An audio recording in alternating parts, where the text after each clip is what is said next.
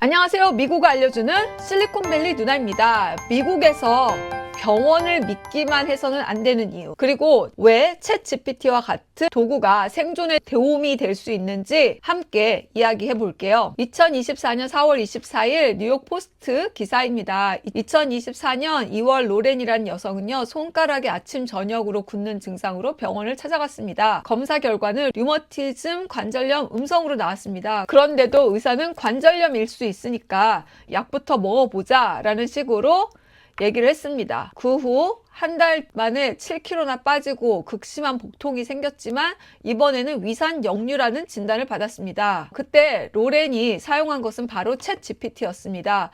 류머티즘 관절염과 비슷한 증상을 보이는 병은? 하고 물으니 챗 GPT가 하시모토 병 가능성을 제시하며 TPO 항체 검사를 요청해보라고 조언했습니다. 의사는 필요 없다고 했지만 로렌은 포기하지 않고 2024년 9월에 검사를 적극적으로 요구했습니다. 그래서 곧바로 초음파까지 이어져 2024년 10월 갑상선암이 발견되었습니다. 챗 GPT가 없었으면 그냥 위산약만 먹고 있었을지도 몰라요. 그 사이에 암은 온몸으로 퍼졌을지도 몰라요. 라고 기사에서 그 여자가 챗 GPT가 자신을 살렸다라고 이야기, 그리고 제 이야기를 한번 해볼까 합니다. 저는 PPO 보험을 사용하고 있었기 때문에 주치의를 만나지 않고 바로 전문의를 만날 수 있는 보험입니다. 엉덩이에 통증이 어느 날부터 시작됐는데 그냥 괜찮겠지 그러다가 시간이 한 달이나 지났는데 너무 아픈 거예요. 그래서 병원을 예약했는데 예약이 2주나 기다려야 된다고 해서 2주를 기다리고 병원을 갔습니다. 의사가 엑스레이 하나만 찍고 괜찮다라는 말만 하는 거예요. 근데 나 정말 너무 아프다. 약국에서 파는 진통제도 별로 안 듣는다. 의사한테 진통제라도 그럼 처방해 달라고 요청했는데 그냥 약국에서 파는 거 먹어도 된다는 말만 듣고 돌아왔습니다. 결국은 참다가 안 돼서 한인 내과에 가가지고 나 너무 심하다 그랬더니 약국에서 파는 건 400mg인데 아이브로펜 800mg을 받았어요. 통증이 너무 심해가지고 그게 딱 4시간뿐이 안 갔어요. 시간이 지나도 이 통증이 나아지는 게 아니라 점점 더 심해지는 거예요. 그래서 진통이 시작된 지 4개월째 한국으로 들어왔습니다. 그리고 한국에서 검진 받으니까 추간판 탈출증, 즉 디스크라는 거죠. 의사 선생님이 말하기를 초기에 왔으면 나았을 건데 이게 진행이 너무 많이 됐다는 거예요. 제가 거의 2년을 걸렸습니다.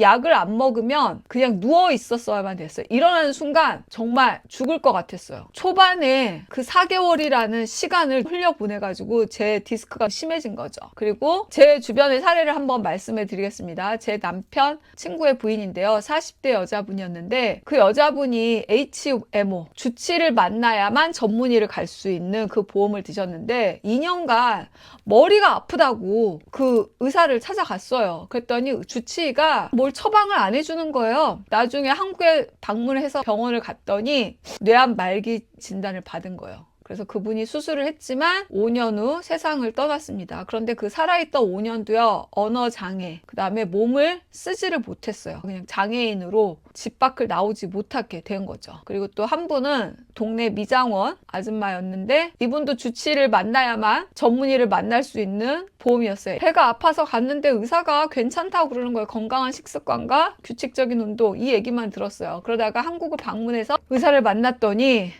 이분은 위암이었던 거예요. 한국에서 위암 수술을 받았습니다. 그리고 너무 화가 나서 한국에서 찍은 MRI를 들고 미국에 와서 주치의를 찾아가서 따졌다고 합니다. 근데 뭐 의사가 뭐라고 그러겠어요. 내가 봤을 때는 그때는 의심할 그런 것이 아니었겠다. 뭐 이렇게 하면 끝나는 거잖아요. 그러면 왜 이런 일이 반복될까요? 한국의 의료 시스템은 검사나 시술을 해야 병원이 수익을 얻는 구조입니다. 그래서 혹시 모르니 검사부터 해보자 라는 접근이 자연스럽습니다. 반대로 미국 의료 시스템은 검사나 수술을 하지 않아야 보험사와 병원이 돈을 아끼는 구조입니다. 이게 큰 차이예요. 예를 들어서 환자가 MRI 찍으면 보험사는 큰 지출을 하게 됩니다. 하지 말아야 될 지출을 하게 된 거죠.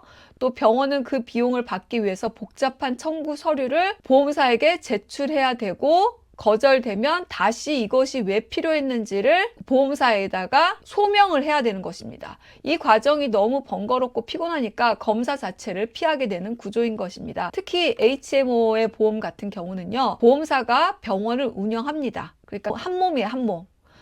소견서를 많이 쓰면 의사에게 불이익이 갈 수 있습니다. 그리고 젊거나 가족력이 없는 환자에게는 아예 검사 우선순위에 밀리기도 합니다. 검사를 안 하면 돈을 아끼는데 검사를 하면 돈을 써야 되는 겁니다. 그래서 환자가 뭔가 이상하다고 말해도 돌아오는 대답은 뻔합니다. 좀 더 지켜보자. 스트레스 때문일 수도 있다라는 말을 듣게 됩니다. 그래서 필요한 게 바로 AI 도구입니다. 챗 GPT는 의사가 아닙니다. 하지만 우리가 스스로 정보를 찾고 구체적으로 질문을 할 수 있도록 도와주는 도구입니다.